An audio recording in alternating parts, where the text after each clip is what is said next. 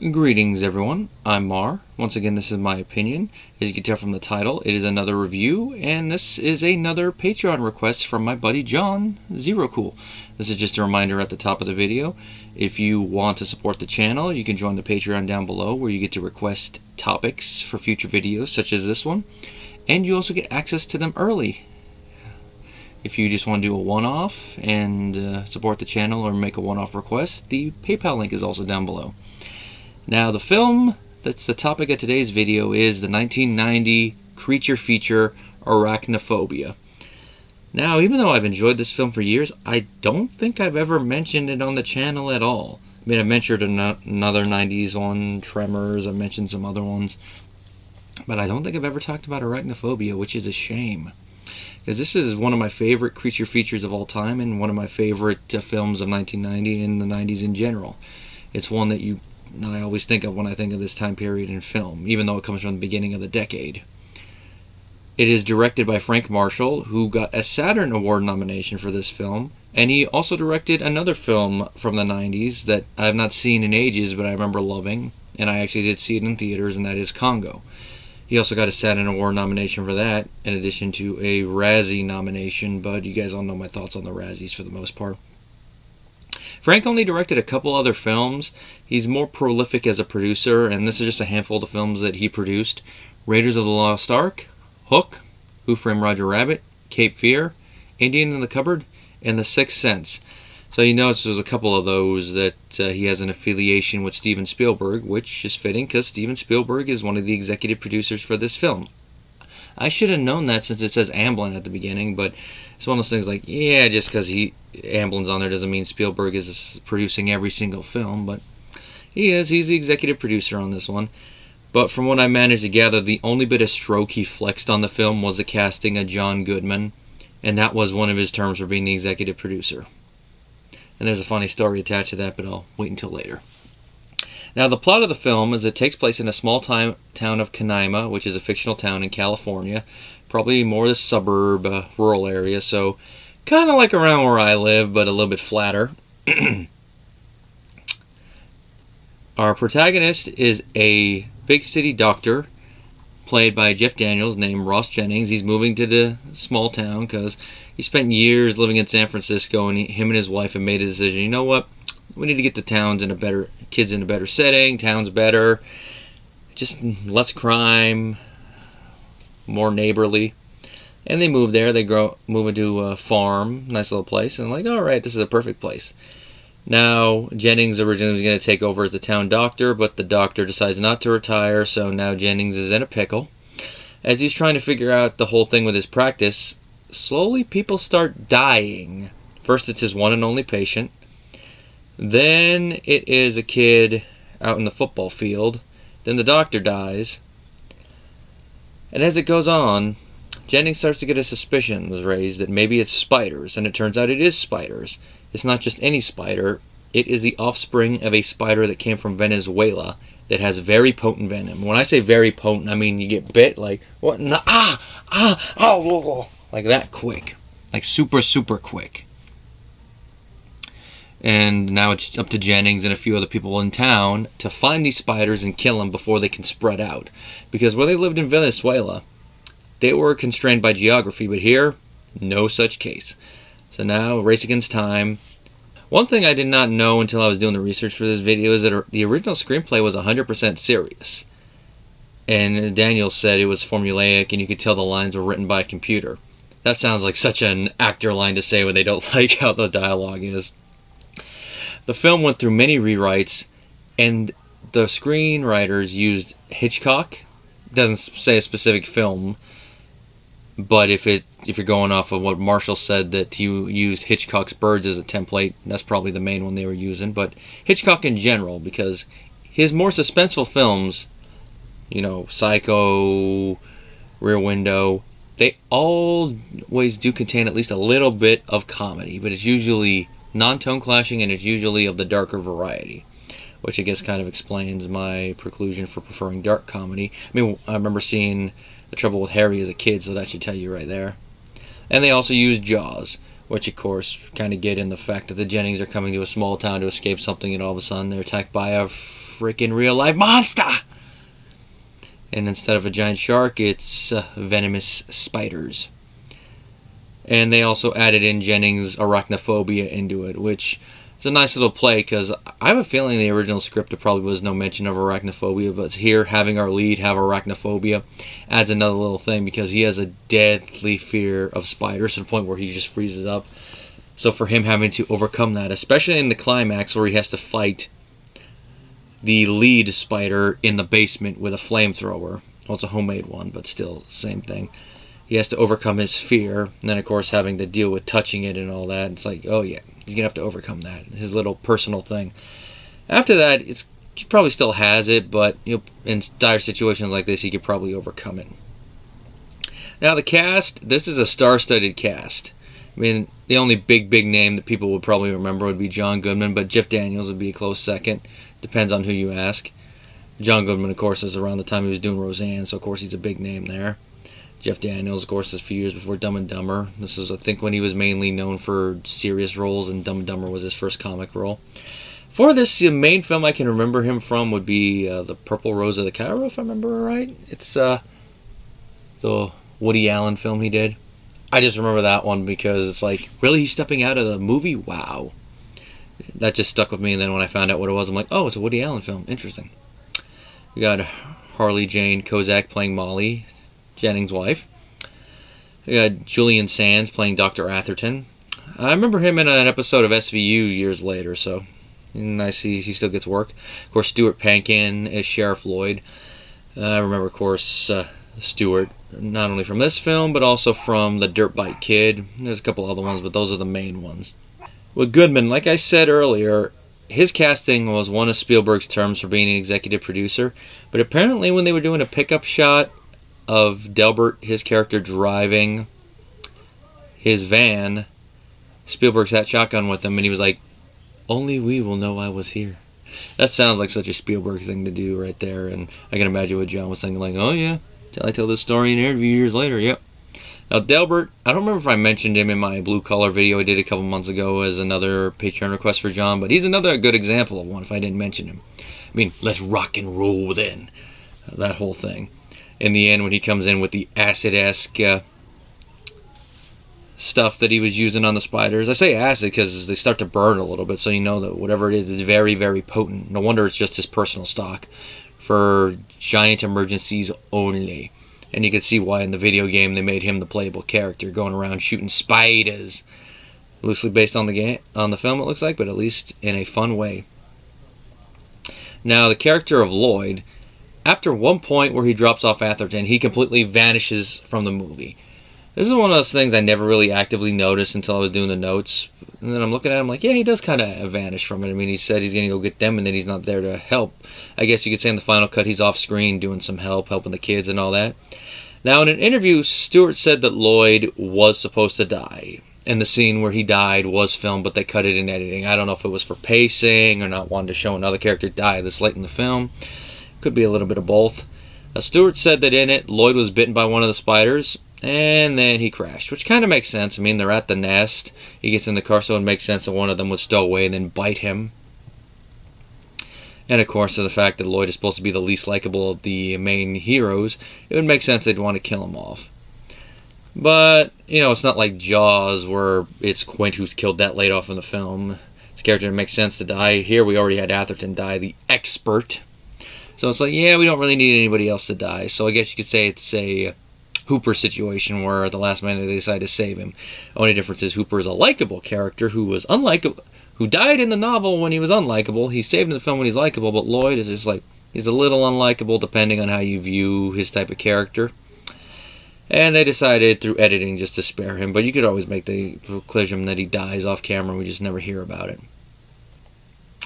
Yeah, some other actors I wrote down I forgot to mention. We got Roy Rocksmith in there, which when I was watching, I'm like, oh, it's the doctor from Total Recall. I forgot he was in this. He does a decent job for what little he's in there. He passed away in 2001 from diabetic complications, so rest in peace, Roy. Kathy Kinney as Blair, who is the wife of Roy's character. Of course, those of you who are fans of sitcoms like me will probably remember who she is. She's Mimi from The Drew Carey Show. Mimi and I are the same person. That's when I saw her face, I'm like, oh, wait a minute, I know who she is now. And then I double-checked it. Yep, that's her. Does a pretty decent job of what she has there, but she barely has any dialogue. She's just there to just be like... Trevor Jones composed the score, and it's an excellent score. It fits the tone of this film great. It's dramatic and suspenseful, and has to be dramatic and suspenseful. It has to be a little bit more lighthearted and family-friendly. It's that, so it's the right amount of tone, which is fitting considering that technically this is a Disney movie. Some of you are going to go, what? Yep, because this was released by Hollywood Pictures, and Hollywood Pictures is owned by Disney, so technically this is a Disney movie. Of course, this was back when Disney would actually release a lot more films through their subsidiaries. Of course, with them now owning 20th Century Fox, now it's 20th Century Studios, they're probably going to, hopefully, release a lot more like that just through the Fox logo, which probably means that Touchstone and Hollywood Pictures are probably never going to be used again, sadly. End of an era there, but you never know. You might see them used occasionally. I mean, Warner Brothers still uses New Line Cinema, so maybe it might be the same thing now with Disney owning Fox, is that they'll release certain ones through there that they don't want to release through their main one and just use their main one for distribution. But the thing about this was the first film that Disney released under the Hollywood Pictures banner. Now, the thing I wonder is, at this point, they already had Touchstone Pictures, so why were they making another one? Were they wanting one to be like more PG and G one? Wanted to mix it up a bit, not release them all through one banner, diversify the portfolio, as it were. That'd just be my guess. Now, the film was filmed primarily in Cambria, California, but the jungle scenes were actually filmed on location in southern Venezuela. Now, when I was watching that, I'm like, this has to be on location. There's no way that this was faked, and it wasn't. So I was like, I applaud him for going there, especially on a $22 million budget.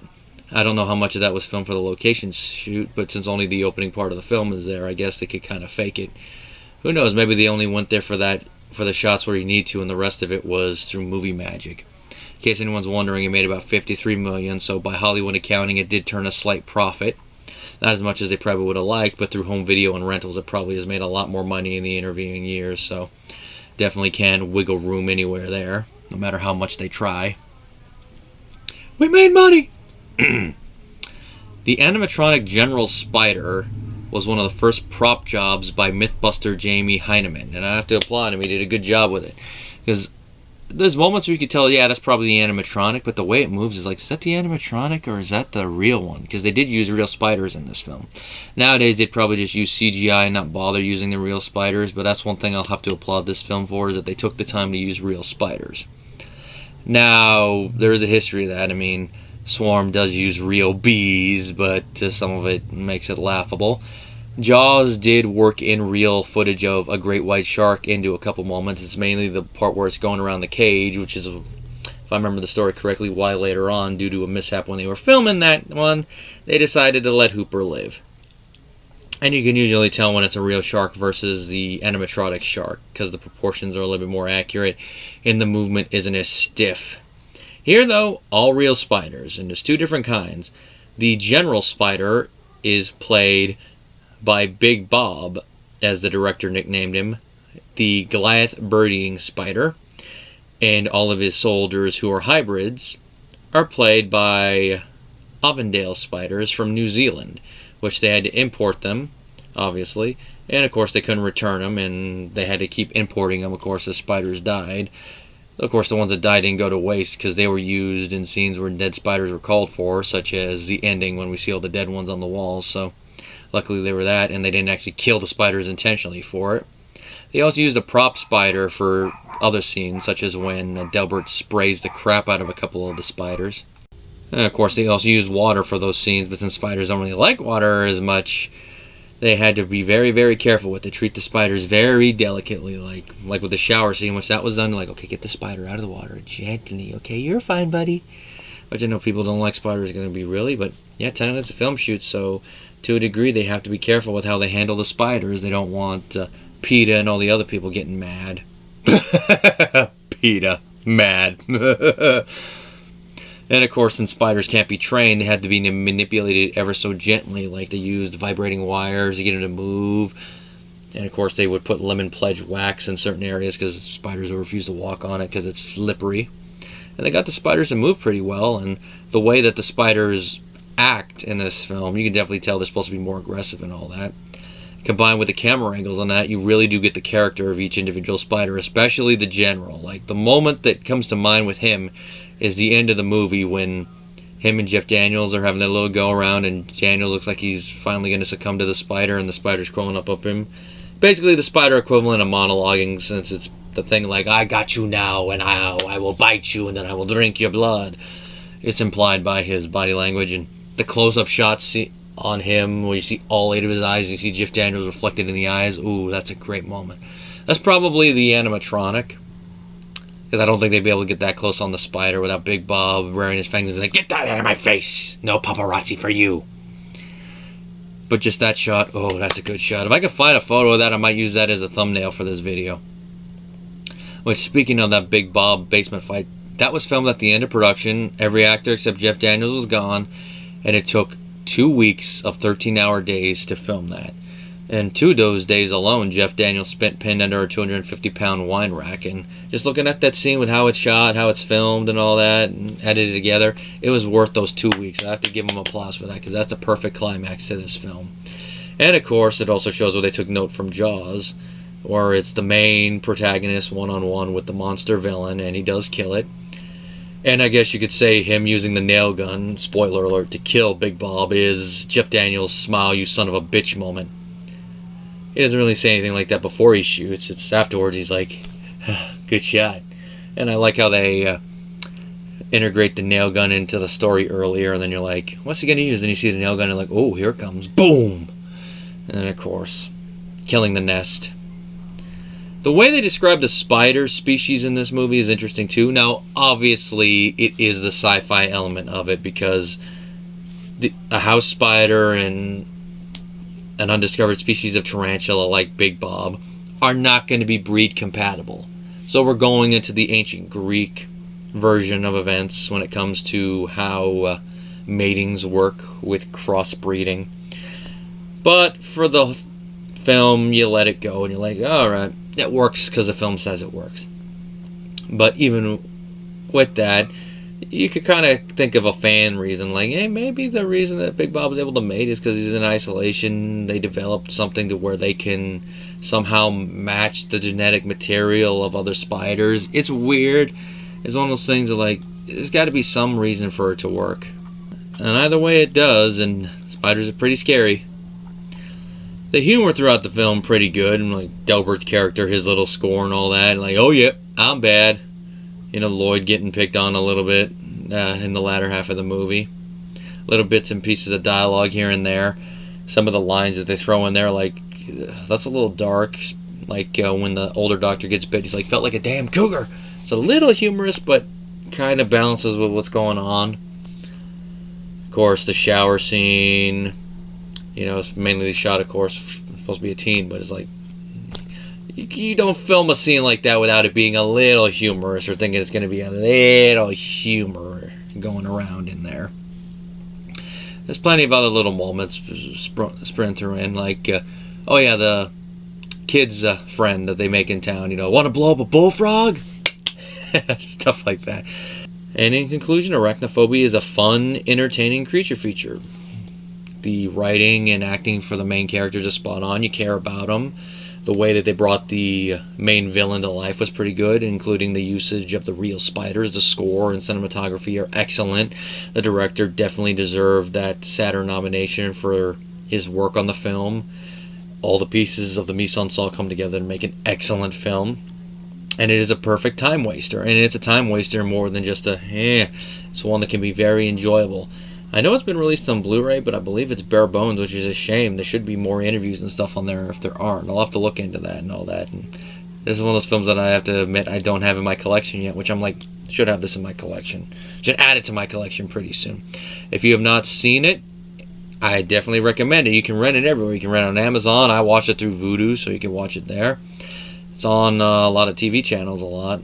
Maybe not as much as it was in the 90s, but it still is. I mean, I saw it on Fox, which makes a little bit more sense now considering the whole Disney thing. You can see it on other ones, which this is one I didn't mention at the top that I did not watch in the correct order originally, but eventually did, and I'm like, even if you have Arachnophobia, I'd say go out of your way to watch it. mainly for the fact that you probably will connect a lot with Jeff Daniels' character, considering he has arachnophobia. And you'll be at the end like, yeah, go Jennings, kill that spider.